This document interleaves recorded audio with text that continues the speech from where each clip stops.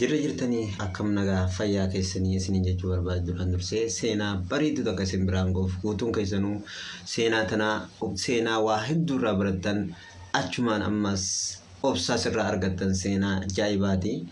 Micaa tokkotu gaaf tokko baay'ee rakkatee karaa osoo deemuu masgiida tokkotti maqee.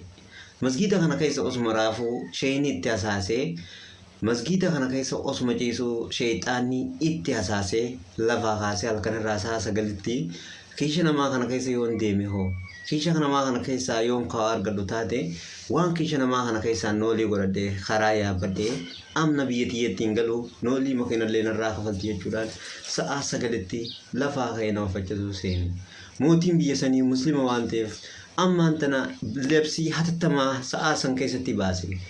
Nama sa'aatan ol ka'ee leelii rabbii jecha sagadu yoo ka agartan taate fidaa intala xiyyaa fi qabeenya guutuu itti kanneetiin biyyaas amaanaa itti dhaamee biraa deema jedheen.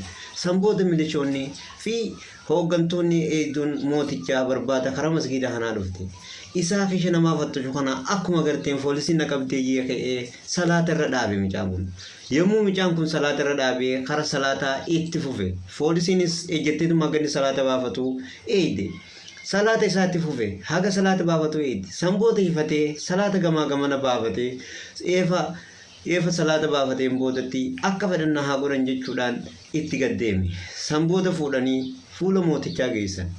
Yeroo fuula mootichaa geessan booda micaan kun sababii hannaatiin shakkee qabamee gartee mana murtii galee jechuudhaan shakkaa ga'u mootichaa cise. Mootichinis arraati rabbii jecha sa'a san kaatee dhaabbatte leelii salaata. Anis rabbii jechaan qabeenya kiyyaa fi intalan takkittii qabu tana sii kannaa hoo fudhadhu jedheenii kanneem. Achi booda micaan gammadee waan juu wallaalee yaa rabbii kiyya ati salaata kiyya foorjitii saniin ka arra hangana na milkeessite osoo urjinaala keessan salaatee hagam takkaa milkaa laataa jannanni addunyaa san ol bee addunyaa sanarratti na ziyaaruun oolu jedheef shakke. Nama waan hamtu yaadii rabbiin khayrii jijjiireef hunda keessanuu rabbi sinaa godhu. Garuu waa hundarrattuu namni tokko hattuun biyya teenyallee rakkoo keessaa gama rakkinarraa rakkinni itti jabaaturraa gama hannaa miti malee waan biraatii miti. Uummata keenya guutuun keessanuu abdii kutachuu dhiiftanii waa hundumaayyuu hogoo kaayyoo takka qabattan galmanii keenya jechuun hamilee keessatti yaada. San gubbaadhaan hawaasni keenya ifitti hin gammanne. Garuu ifi gammaduu dhabuun kun baay'ee takka isin miidhaa jira.